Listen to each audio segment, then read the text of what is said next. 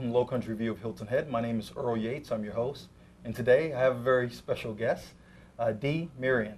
Dee is an author of 6 books. Of course, one of her most famous books is The Best Years of Flying, which, she talks about her years at TWA, of course with Howard Hughes, which I'm sure we're going to get a great deal of information about that and the joy of being a flight attendant, like they say now, but back then, of course, there were flying hostesses, which makes it sound all more grand. Well, Dee, welcome. Thank you. Thank you for inviting me. I'm very happy to be here. It's a pleasure to have you. Now, besides the book, you have such a wonderful story. So instead of just getting into the book, because we have a lot of time, we have 22 minutes together. We'll talk about that a little later, but let's talk about you. You've done so many wonderful things in your lifetime, and certainly being educated when you did for women, that was a phenomenal thing. So let's just start, let us know where you're from, who you are growing up. I'm originally from Santa Monica, California, and I was surrounded by aircraft industries. The famous Douglas aircraft industry was right down the street from me, and my mother was a newspaper woman. And so I had a lot of insight about what was really going on. And I went to college, and the first degree I had was in commerce. I majored in trade and transportation. And I felt the most obvious job was to work for the airlines. I really didn't plan to be a hostess. I planned to work behind the scenes in the office. But after they interviewed me, they asked me if I'd like to be a hostess, and I accepted the job. Went to Kansas City and took a month's training with a bunch of other girls. And their pictures are in this book. They're not around anymore, but they were with me in the training.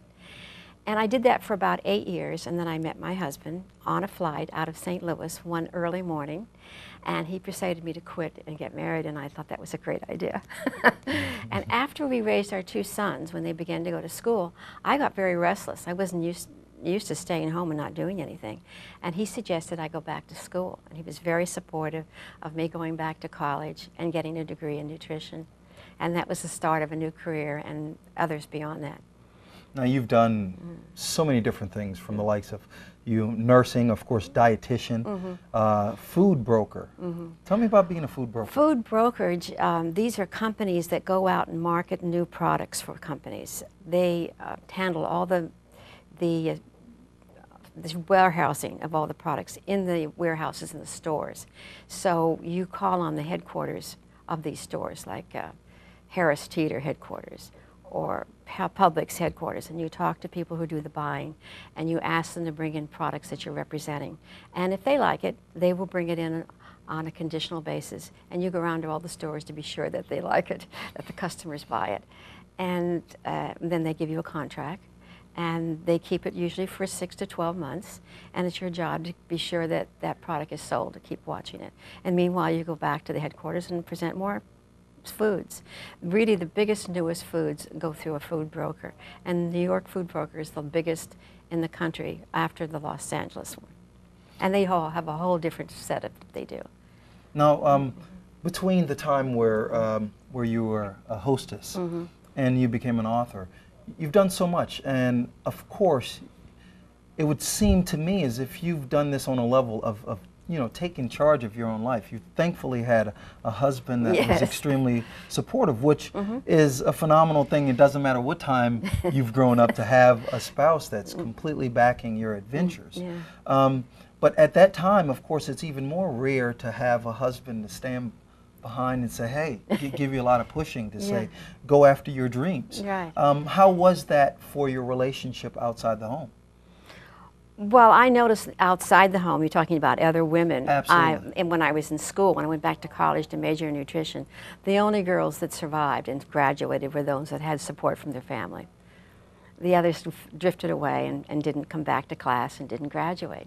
They had to have the home environment that was very positive for them. And most of the people in their home understood why they were going back to school. I pointed it out with one girl. The first time I took a test, it's been a long time since I've been in college, and the first time I took a test, of course I flunked it because I didn't know how to take notes. And all the girls went out on a break, and I'm sitting there with the only F paper in the classroom. And I really felt like, gee, I guess I'm not going to go to school after all. And one gal named Gloria came back in, and she could tell by my red eyes that I had not done well in the exam. And she said, don't worry, every woman that goes to school, the first, goes back to school, she usually flunks her first exam because she doesn't know how to study for the exam. You don't just sit here and enjoy the classroom. You have to be taking notes. Absolutely. Don't depend on the textbook. You have to take notes. And once she taught me that, I got good grades after that. But she was getting a degree so she could start teaching. And one course she was so difficult for her. It was organic chemistry. And her son was tutoring her. He was a senior in high school. And he was tutoring her, and she kept telling her, you've got to open your mind, Mom. You've just got to open your mind. And she kept saying, you better help me out or I won't pass this course and I won't graduate. She planned to be a teacher in her town, and so she could send her son to the University of Boston. And he wanted to go there, and he did, because she graduated and got a job, and she could afford to send him.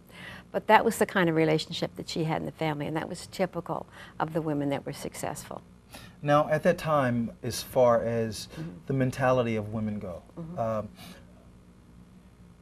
of course, you had to be strong, of course. And of course, to run a family, you have to be stronger than with most things. So, of course, the capability was not a problem of whether you could do it or not. But these days, of course, it's already a mindset of how to study, what you need to go through as far as to be business. I mean, it's just a part of the business world, whether it's man or woman now. Back then, you said it was a difficult transition to learn to study. Also, on the mental side of it, at that time, it must have been very difficult. You okay? That's all right.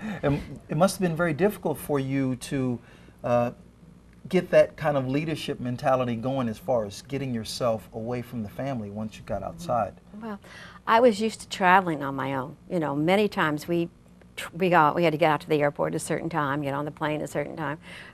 Sometimes I worked a flight alone if it was a smaller equipment. So I was used to being independent and traveling on my own. Check into the airport and then check into the hotel and see the city and then get back to the airport on time to go home. So I was used to having an independent life as it was. And I don't think my husband would have cared to be married to someone that couldn't take care of herself. He traveled a great deal, so he left all the decisions to me in the home to raise the children and make the decisions about the budget and to maintain the home. And if he couldn't trust me to do that, I think he'd have been very unhappy. And so it came natural for me to make independent decisions for myself. So how was it for you at that time, being a businesswoman, a mother, and I guess the housekeeper? You were absolutely everything. How was that absolutely for you? Everything. It was tiring. When I think back on it, I had 2 jobs at one time. I'd finished paying all the tuition for the boys to go to school, and they did very well for themselves. They became professionals. After they went through college, they became professionals. But I wanted to do more, so I worked 56 hours a week for about 5 years and rewarded myself by buying a big sailboat, 38-foot sailboat. And we sailed up and down the East Coast for 12 years. And so after that, I felt I had rewarded myself. Well, I have to tell you right now, even we're not finished with the first part of the segment. I'm sure we have about 3 more shows we have to do to continue on with the Steve. Yeah, I could write a great book about our experiences pulling in and out of these harbors all over the place. So different in Massachusetts as opposed to South Carolina. To Florida. Now, was that one of the things that brought you to Hilton Head? Yes, it was. Yes, it was. We came down and we looked it over. I had been here in 1977. My son was looking at colleges, and we stopped here on the way back home. And I said, oh, I'll never come to Hilton Head. This just isn't for me.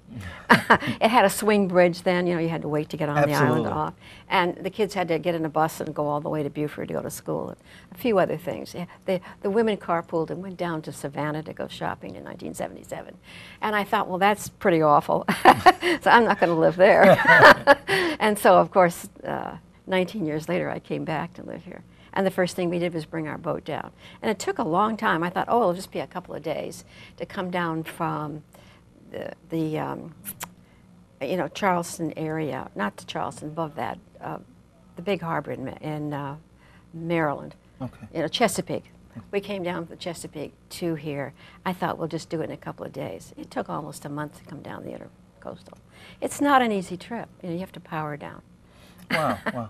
So when we got here, I was really glad to be here. And someone very graciously gave me their slip at the South Carolina Yacht Club. And so we left our boat there. Well, nice. Well, along with being an author and a mother and everything else, you're also a sailor. So Yes. so much. Yeah. Well, we will continue for sure. We're going to take a short break. Okay.